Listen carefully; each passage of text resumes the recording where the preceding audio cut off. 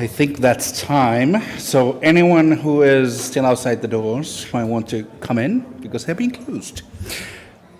To see that there's at least some people that decided to not go to the gala. I don't know why you're here, but I'm glad you are. So today we will be talking a little bit about game economics. And in case the 101 wasn't a hint enough, we are going to be talking about the very basics. Because economics are quite complicated, and games want to be something that you can be pretty much understand at a glance. The main point today would be to give you a basic understanding of vocabulary to present the ideas you have in games. So a little bit about who I am. I'm Jonas Lind, also known as Damon Online. Have been in the hobby since '06, pretty much as the perma GM, because that's fun. I also want to play, guys. And as you might guess, a bachelor in business, and currently a business insurance advisor. So I have to deal with company finances quite a bit, and also on how to actually secure the company finances. So I have to be in the know of the industry as well, and been designing RPGs since 2016. To preface this entire talk, I said foundational basics. We are trying to. I'm trying to provide you with a vocabulary on what sort of things go into a game economy, and how to discuss it, and how we can essentially play with the different basic concepts to provide a more encompassing idea. Because as you hopefully will be seeing soon enough, economy is not just about money, hence the more than gold part. But what this talk isn't is economical theory. Pretty much the most complicated thing when it comes to economy we'll be talking about today is supply and demand. And I do hope everyone has an idea what supply and demand is. So effectively, if there's an abundance and no low demand, price is low. Low availability, high demand, price is high. This also isn't a description, a template on how to do an economy, but some, as said, a baseline for understanding.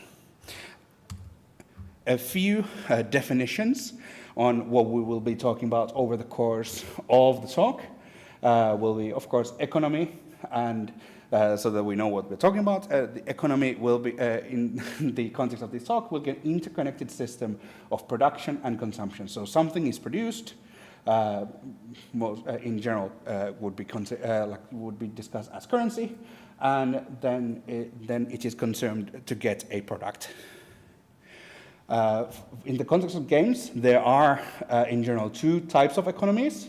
So there's the persistent one, which should be fairly natural for people to understand, as the persistent economy is something that keeps existing. It doesn't just blink out of existence once its use has been completed. So it's being constantly influenced by players in the field. So, for example, just the player characters interacting with merchants, or killing monsters, getting loot from there, and then selling the goods onward to get money back out. What in the context for games is unique, that it doesn't happen in general in the real world, is an intermittent economy. So something that is just set up for a specific instance to facilitate something that requires, again, the production and consumption, and lasts only for the duration of its purpose. In the context of role-playing games, the most prominent example for that would be combat, as you are exchanging actions to get an outcome for something. Then, of course, as we are spending something, we'll be talking a lot about resources. So a resource is an object of some description. It can be, of course, immaterial, as said with the example of actions, is an object representing and containing value within the economy. In general, there will be two types of resources. So surplus, so something you have very much in abundance, meant to be spent. So low value, and low value, and in general, the intention would be to turn the surplus resources into the much more valuable resource, which are the limited ones, where in general there is a rarity associated with them. And for most economies, you can describe them with 5 parts. There's a source, so something where the resource actually comes out of. The source can be finite or infinite. In terms of games, they are generally infinite. You can get, like if you do thing X, you can get resource Y out of it ad infinitum. Of course, you can't just have loose resources hanging around, so you have to place them somewhere, in this case, inventory. And then if the resource isn't in the form that you actually can use it, it will, you need to convert it into something else that you can use. And of course, you can't really have an infinite money around. You have to sink it out of the economy. And last but not least, there is a special kind of converter called the trader that has its own desires actually acting in the economy. We will be discussing this further. So don't worry, this isn't all that we'll be talking about this. So, more on sources. So, sources, as I said, generate resources into the economy to be spent. These you can get 2 ways. There's harvested resources, something you have to do something to actually get the resource. So, for example, killing monsters or gathering regions from the nature. Or you can get the resource automatically, like in combat you can get actions, or for example, if you have a health regen system, you are getting health back, which health is a resource. It's not just a meter on when you're dead. The availability influences the flow significantly. So when you have more availability, as with supply and demand, the value will be lower, while less availability will mean higher value. And through the availability and the flow, you can significantly influence behavior. So again, if you reward some specific kind of behavior, players tend to do that over and over again to get more and more resources for them to use for something else. And there, figuratively, the broken tap disrupts the rest of the economy. So again, if you are just essentially creating infinite value out, something has to break down the line. Any questions on sources so far? I'll take that as no, but okay. So, for example, health regen, or you get an actions at the start of your turn. So something you just get that is spent, and in general, if you don't use it, it's gone. You can't get it back. And in that case, it's mainly present in the intermittent economies, where it doesn't affect the persistent economy. Okay, moving on. Inventory. So in general, the easiest place to understand it is an actual inventory. Your backpack, a wallet. It can be infinite or finite. So you can have, in games, you can have infinite money. If regardless, depending on if the GM actually wants that, is another question entirely. But as with the example of health earlier, it can just be a counter. Do you have actions? Do you have hit points? Do you have, for example, the specific character-specific resource that you can use in combat? For example, for a D&D fighter, superiority dice, and the size of the inventory also can affect and influence the value, as well as the amount of wealth a character can have. When it comes to value, for example, if you have a finite backpack, let's say you can hold 20 items, then you start to figure out, this item at taking this much space, not necessarily usable right now, suddenly has lower value than something that fits in the same space, but you can use now, for example, or slightly later. You don't have to wait to use it after a long time. questions about inventories. Should be fairly simple concept. Okay? Then converters, which in probably the biggest example would be your traditional like game vendor. You give them money, you get something out. They have an infinite inventory. Like your ranger goes to the general store and buys infinite arrows, as many as they need. And so not all resources have a direct utility. So, for example, you can't really use, like, for example, money as a source of nutrition. Of course, you can turn it into nutrition by buying food, but in itself, you're probably not eating the gold coins in your wallet. And in general, the way converters work is simply you put in the amount of resource, you divide it by cost, and you get an output. So an item costs something. You put in X resource. It costs this amount. You get one item out, for example. But you can use the cost of conversions to influence pace. So for example, if the players have for example, have XP, which you need to convert to levels. You can't really use just XP as is as a resource. You have to convert them to levels. Increasing the cost to level up then slows the pace down if you are not increasing the amount of XP the characters are actually getting. And depending on like what resources you want to apply to different things, less options lowers the burden on choice. So, for example, if you have a resource that you can use to just do one thing, again, for example, XP to level up, you don't really have to think about it. You're just going to spend it as they come. But when it comes to, for example, you have, let's say, like for example, in the Metro games, you'd have like scrap and chemicals, which you can use to do all of the crafting. And then you have to figure out, oh, do I need this or this or this? And figure out what you are actually going to be spending your resources on. And of course, like the dynamic costs, which kind of goes back into the pace as well, is that, like, for example, if you are like as you level up, the cost of leveling up increases that, and then slows the game down. Or if the players need something right now, you can, of course, like lower the cost, for example, so they can get the surplus resource that they are very much in the need of right now. Questions on converters? Yeah. Trader has like a separate level. Correct. But it seems to me at this point that trader is just like a specific subtype. Kind of, yeah. So big tab. I'd more call converter a vendor.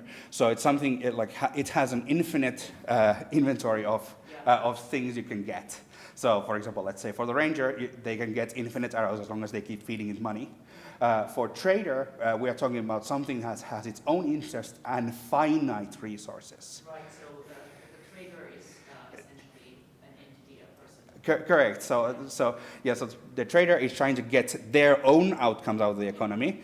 They want to again, like buy low, sell high. You could argue that the trader is technically your opponent. Kind of, yeah. In financial combat, if you were to add that to the game, which please don't. Of course,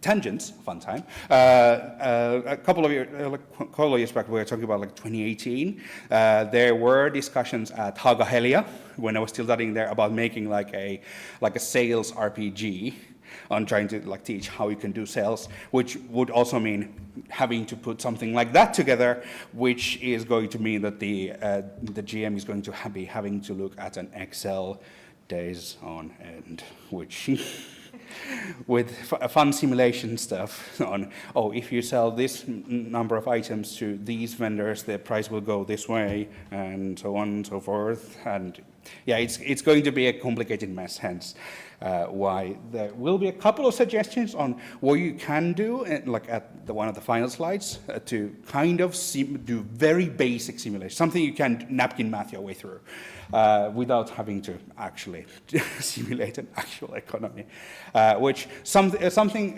complicated like a video game engine is very good at, because, you know, computer, crunching math, player, like squishy blob of fat, like a fat piloting a bone mech, not good at doing complex math, unless there's a math PhD here, which, sorry. But yeah, sync. So I said, like, infinite resources are going to cause inflation. So inflation meaning that your currency is worth less now. Sinks are a way to counteract that, so you are effectively removing money out of the economy one way or another. The reason why there is a picture from Zelda is the much debated about item degradation mechanic, where you are having to essentially like replace the weapons that break constantly, which means that you are going to have to be spending money to get back to the level of power or wealth you had just moments ago. So you are that way removing the money, excess money from the economy, and trying to have a status quo going on, other than as opposed to the player having infinite weapons that just don't degrade, don't have any additional cost associated with them, and suddenly they could be LARPing dragons. And of course, like with sinks removing wealth out of the economy, it also drives the players back to sources, and that way also enforces scarcity, because, like, again, if you can infinitely generate, effectively infinitely generate resources and value, it at some point will lose all meaning. Questions about sinks? Are we good? I think we are good. Again, there will be a question Q&A at the end, if there's anything more that you have to ask.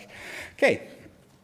Then the trader, which we kind of already prefaced through the question, is it's an alternate converter. So there's finite conversion. It has a finite amount of money. It has a finite amount of resources it can sell, and it has a conversion preference. So in that way, for example, if the players figure out, this trader will buy these things with increased value, they can, for example, there have get resources from one place, have it for low cost, go to a different place to this specific vendor, and through effectively do very minor, very simplified stock market behavior can simulate an economy of supply and demand. And of course, that also would be rewarding engaging with the actual economic environment, other than, again, hoarding a pile of money that they will never use, because you are just giving them +2 swords. That's all they need, apparently. Not even a keep. Okay, oh well.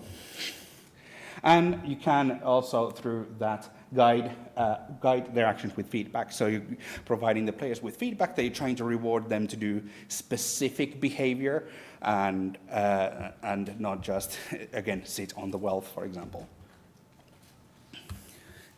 But before we go on how the bits and pieces fit together, a minor note on feedback loops, which even though they are named positive and negative, it doesn't mean that they have positive or negative outcomes in the end. So what the positive feedback loop is, that if you are, for example, a player has money, buys better gear, they can do the quest better, which means that they can take more lucrative quests, which means that they can get more money, which means that they can get better gear, and so on and so forth. We go and snowball forward, and eventually they are a walking tank that you cannot kill no matter what you do, even though you planned on having a task to end the campaign. And The big this is a big guide guideway for you to motivate players to do what you want. So if you are rewarding them, giving them more power for them to do more lucrative things, they tend to keep repeating that. That kind of Skinner box gets players going. While as opposed to that is the negative loop, which the main point is to balance the system back to the default state. For example, the example earlier of the price of leveling up going up is a minor example of a negative loop, where you are kind of kicking the players in the knees so that they don't get as powerful as fast. But it also means that their power doesn't just immediately spiral out of control. The big issue, though, with a negative loop is that you can send mixed signals.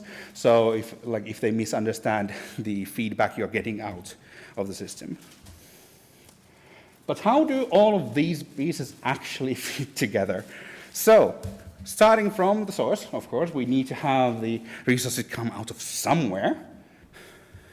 And as said previously, we have to store them in some place, one way or another, which we can then either spend at the converters to get more value out, or we have to, or we are forced to put them in the sinks to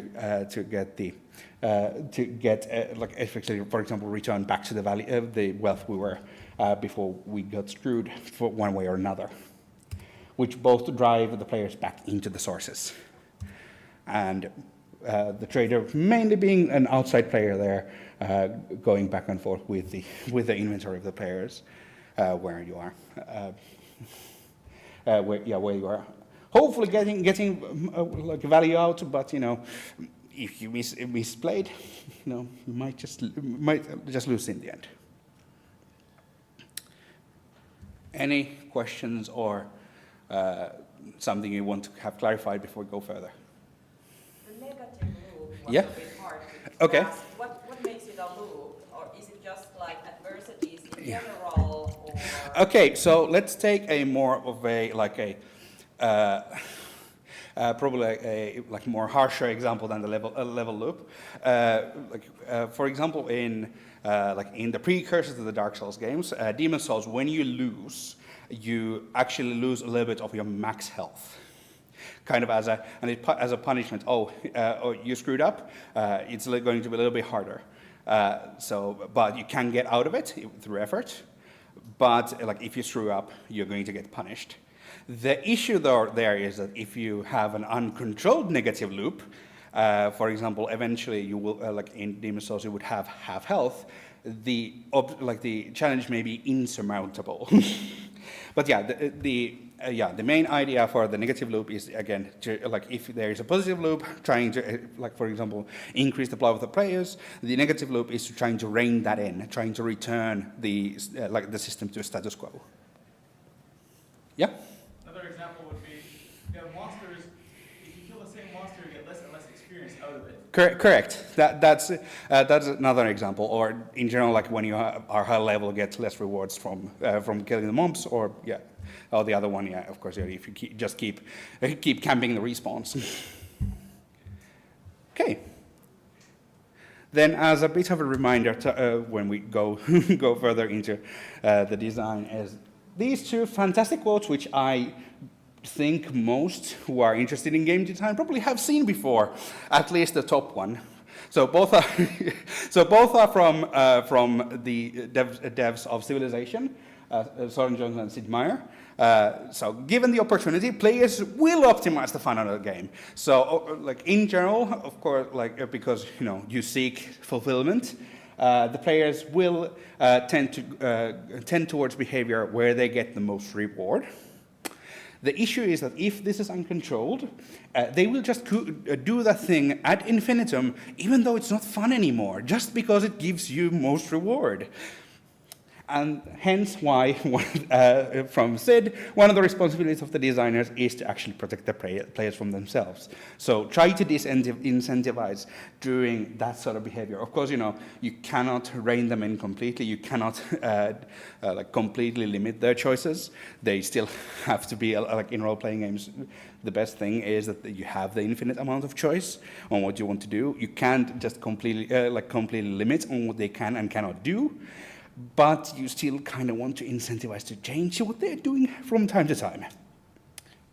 But then the bombshell for this talk, game economies are inherently broken. And that we really cannot fix. There is a lot of discussion online, of course, about game economies on how you'd fix this thing that you think is the problem. But there's so many interconnected things that affect each other in mysterious ways that you'd have to just work out. But because of just the inherent structure of game economies, you cannot really completely fix them. And arguably, also through that, our actual real world economy also is broken, hence why we have billionaires, but that's beside the point.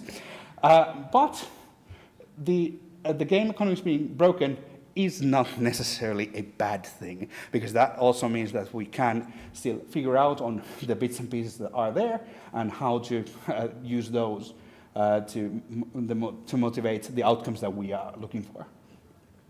But yeah, the reason why the economies are broken is the simplification of it all. Because you want to have the economy to be something that you can, at a glance, understand and at least at a basic level, know how it works, how the different pieces go together, what you'd want to do to get at least some of the outcomes, at least some of the basic outcomes.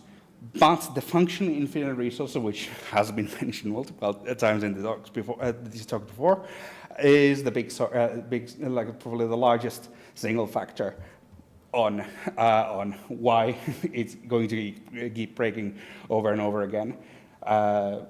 So if we ever turn into a post-scarcity as a society, yeah, we're going to have the same problem. And also, conversely, because you have infinite resources, you can infinitely convert resources into stuff you need. You are not going to be running out of arrows, and I hope the range is going to have a really bad time, guys. No arrows, only bear. And while sinks are in the economy, I do hope, in the video game economy, it's not in general sufficient. There are, for example, in real world, there's taxes, there's expenditures, assets lose value, food spoils. You don't generally have those in games because they're not fun. You like to have the infinitely refrigerated sack with all your food in it, and you don't want to, at the start of the session, the DM goes, oh, you have to pay X percentage of of your wallet. Oh, too bad. And while in D&D there is daily expenditures, I do think there's quite a few of that ilk. Even Call of Cthulhu has daily costs that you can pay. Don't think anyone has ever done that unless they are not fun. And of course, the economy not following any kind of actual scarcity, because of course you want to give the players the things they need to do their thing, to get more powerful, to get that +2 sword to do the thing, instead of having to slog through another 50 dungeons to get a one random thing that will allow them to eventually in 50 sessions to make the sword. And the tendency to go to a very much too prevalent intermediary or central resource. So you can buy anything with gold. If you have gold, you can get it. Is the main song and dance. But yeah, mainly these are not removed or work to build in, because as I said, not fun.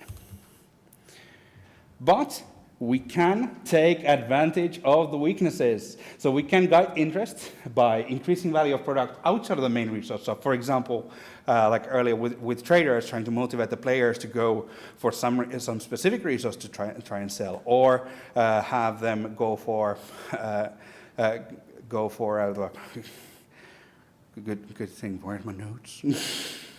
But having it go for something other valuable that's not just gold, have them build the castle and actually maintain it, give them interest to spend the money on something, not just have them hoard it. And of course, the transition surplus to limited. So yeah. Again, continuing trying to have them spend the money, have them if they collect something interesting, have them go on a quest to turn it into something even more interesting, and reward the most fun thing, because the game is about having fun, not just sitting there collecting gold. And as mentioned earlier, a couple of simple simulation things you can do, which again you can do with napkin math. You don't have to, again, these are just suggestions. I'm not saying these are the objectively correct thing to do, but something you can do to both simulate an in-game economy and hopefully give them the players a little bit more feeling that it's a lived-in world rather than you can buy everything every place. So main thing, regional goods. So you can have, for example, let's say you have a region where you can get these specific fruit that at the region you can't really sell because they have abundance of it there. But take them to capital though. There's where the money is at.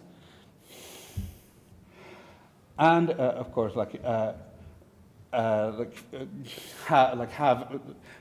even for other resources, have a supply demand. Generally, as a simple multiplication. For example, let's say for example you have a fishing village trying to sell a fish. Not a good business idea there. So for example, you can half the value on what the players would be getting there, but take the fishes to the capital. They pay twice. Good money. And again, 10 for converters for surplus, traders for limited resources.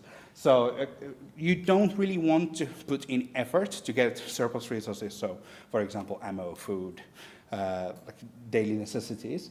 So for those, it's fine to have the vendor with the infinite inventory, because you can reduce both frustration and a lot of thought work to actually run the economy. But for the interesting stuff, for example, the weapons that require effort, armor, artifacts.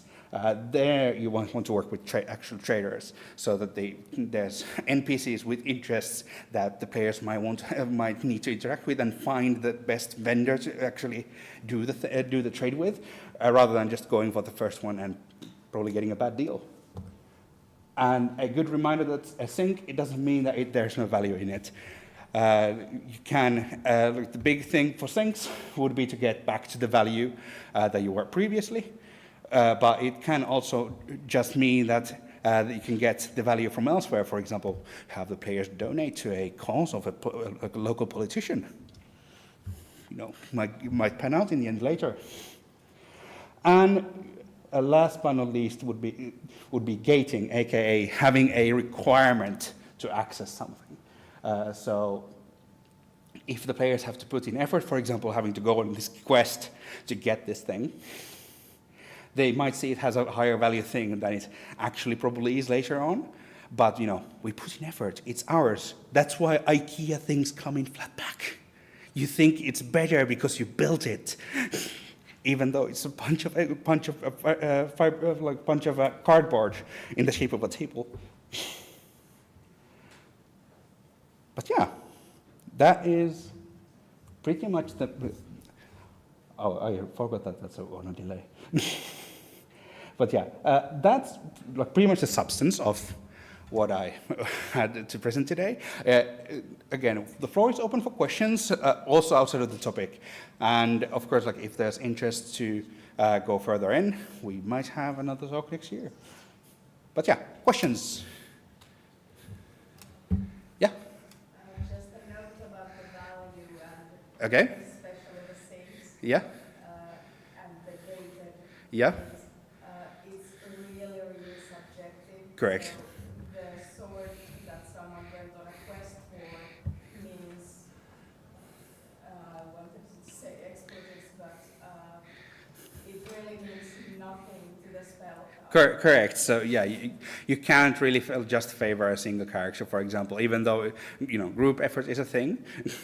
People can find fulfillment in group effort, but yeah, every player at the table will have their own view of value, which might take time for the GM to surmise, and it just might come to you in bits and pieces. But yeah, a lot of this, again, I've tried to present this as the game economics are not rocket science, at least, for the level that you need to run a economy in a role-playing game, for example. But there's a lot of things that you probably knew already, like what was presented in this talk, but might not have had the words for it.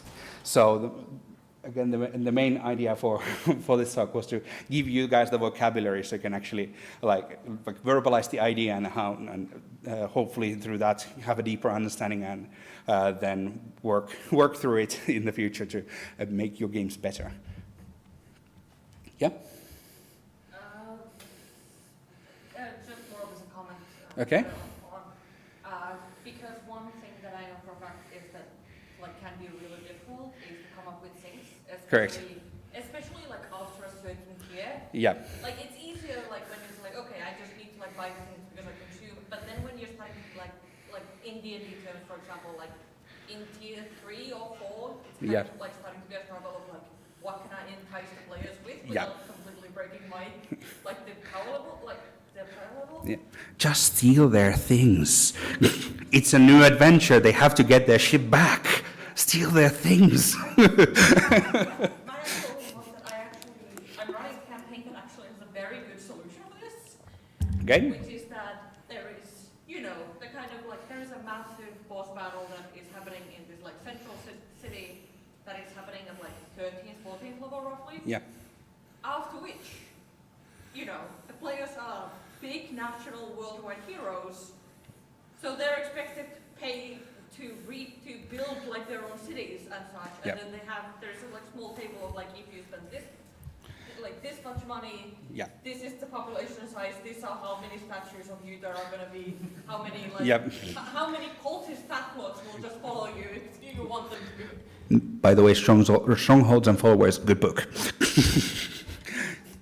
But if you need a way to figure out how to just remove 50,000 gold pieces from a player's inventory, just wreck their whole city.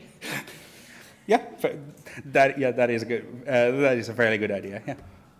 Possibly related a bit, but first in the point about the value being different when you get far away from the goals, you have to consider how the actual inventory and carrying stuff works. If these fruit are 1 copper here and 1 gold here, if I can load 100,000 tons into my backpack and walk there. I don't suggest you play with alternate encumbrance, but common sense people, you're going to need a cart, and that's going to hold not that much. If you have to go somewhere, they might have a million gold at home, but maybe you don't let them carry million gold coins in their back. No, that's why not that I'd recommend it. You can have a bank. Banks were a thing in medieval times as well, though, do it magically so they can access it everywhere, not just, at the one single branch. Yeah. How do you think that we can deal?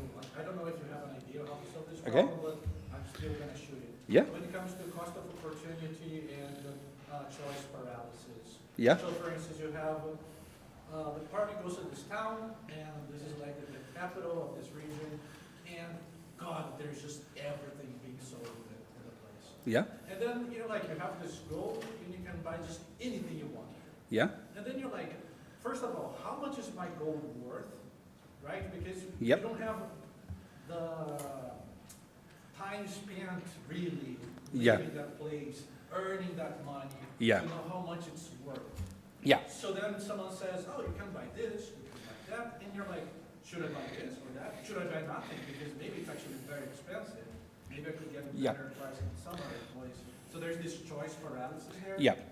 And the cost of opportunity, like, what if I save this money now for the next town? Maybe the next town is gonna be a bit cheaper. So how do you convince the players to save the money? Yeah, in that case, like probably the biggest thing there would be to actually signpost on what is coming, because like if there is if you signpost that there's going to be a significant challenge on the way to the next place, and you are in the need of upgrades, you have low tier gear, you could have better, then you know, try to in that way convince them that you might want to spend the money now, but of course, it also depends on what kind of expectations you have set at the table. Have you set the expectation that every single little thing has a supply-demand multiplier attached to it, or is it just the things that they would be for example, selling themselves rather than needing access to through the vendors or merchants? Okay, in the back.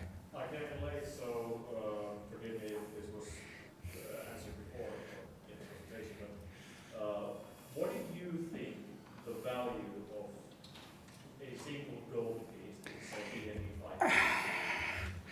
How much value does it have? For an adventure, it's pretty much nothing, because you tend to give out the gold coins away, and for if you think about it rationally, especially talking about the medieval-esque economies that are in D&D, for example, a gold coin is probably more than a peasant's annual annual wages. If I remember correctly, the squalid lifestyle, so someone who was pretty much a bum on the street would 5 copper pieces a day. So yeah, you're not for an individual that's not an adventurer, the gold pretty much is a life-changing amount of money. But it really depends on, of course, also what kind of items you have in your game and what you are basing your money on. But for Forgotten Realms, so the standard setting, gold for a what would be a good benchmark? For example, city guards. So city guards. So someone who is paid by the city a fairly decent job, higher than the common rabble, but not higher than, for example, a merchant. A gold is, I'd say, probably at tops, at tops 2 months, wages. I'm thinking again. I have this talk was not about the statistics. It was more on how the economy actually works. Yeah. From the standpoint of that homebrewer, Yeah. do you have any kind of handy tips for running an economy outside of player characters? So basically, what's happening in the world that you then introduce this bunch of chaos remnants into? In that case, I don't have a silver bullet here, but I have 2 tools that I'd recommend that you can use, kind of 3. So you can have a hex map.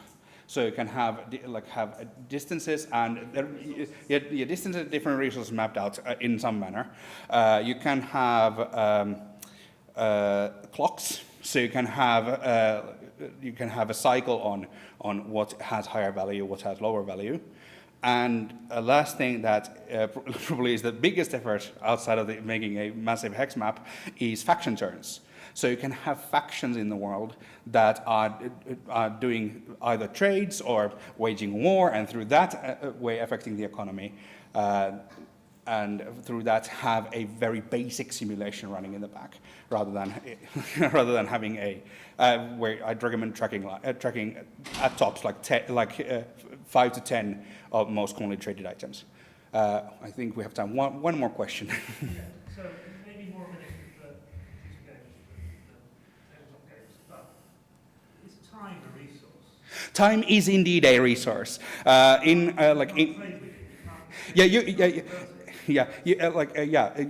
time you can't trade it, but you can convert it. Like if you put in effort through time, you can get an outcome. So you have to figure out how you're going to essentially convert the time and effort to get an outcome.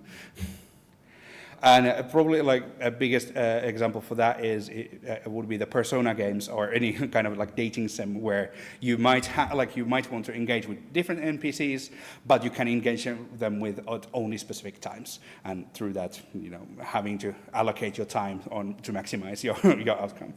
I think that is all we have time for, as the clock is about to run out. So thank you everyone for coming, and hope you found this talk informative.